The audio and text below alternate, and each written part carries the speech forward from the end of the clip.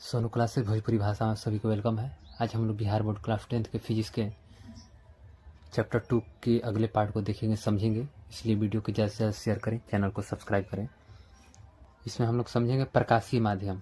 ये दो होते हैं, पहला होता है विरल माध्यम, दूसरा होता है सघन माध्यम। पहला देखेंगे हम लोग विरल माध्यम। जिस माध्यम में प्रकाश की चाल ज़्यादा होती है उसे विरल माध्यम कहते हैं, और दूसरा और जिस माध्यम में प्रकाश की चाल कम हो उसे सघन माध्यम कहते हैं। इसमें कुछ इंपॉर्टेंट बात देखेंगे। जब प्रकाश की किरण विरल से सघन माध्यम की ओर चलती है तो अपवर्तन के बाद अभिलंब की ओर मुड़ जाती है, और जब प्रकाश की किरण सघन से विरल माध्यम में पहुंचती है तो वह अपवर्तन के बाद अभिलंब से दूर मुड़ जाती है, यानी दूर हट जाती है।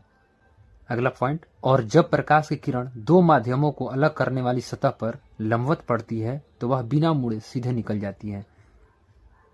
बात समझ आई? जैसे ये हमारा कोई हुआ,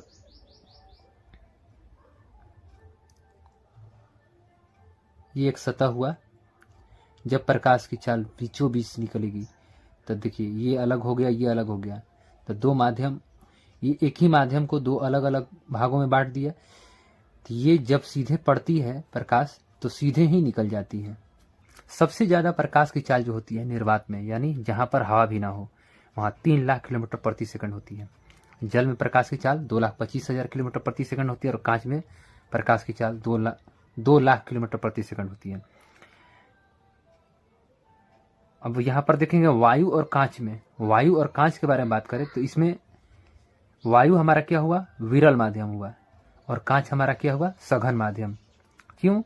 क्योंकि वायु में प्रकाश की चाल जो होती है, अभी हम लोगों ने पढ़ा, 3 लाख किलोमीटर प्रति सेकंड होती है, और कांच में जो प्रकाश की चाल होती है 2 लाख किलोमीटर प्रति सेकंड होती है। तो जिसमें प्रकाश की चाल सबसे ज़्यादा हो उसे विरल माध्यम बोलते हैं, और जिसमें प्रकाश की चाल सबसे कम हो उसे सघन माध्यम कहते हैं। तो इसमें कांच हमारा सघन माध्यम हुआ और वायु हमारा विरल माध्यम हुआ।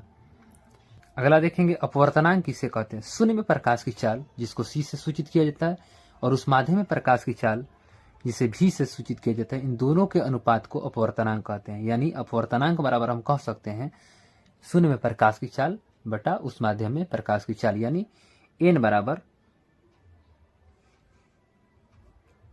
C बटा V।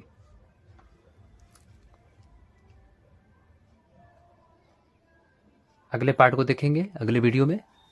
तब तक धन्यवाद।